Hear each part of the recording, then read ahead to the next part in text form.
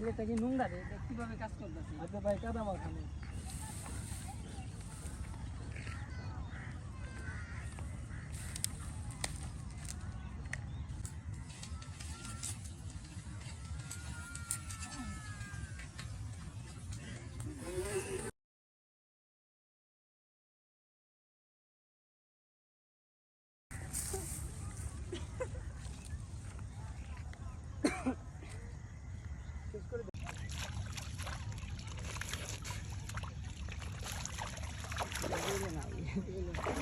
না তো গুরু বুঝতে না।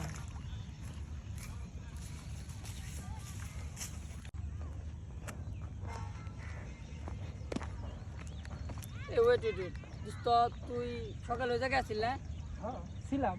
এত পরিবর্তন একদমই। আরে ভাই ওইটা আমার হচ্ছে কাজ, ঠিক আছে, আর এটা হচ্ছে আমার পেশা।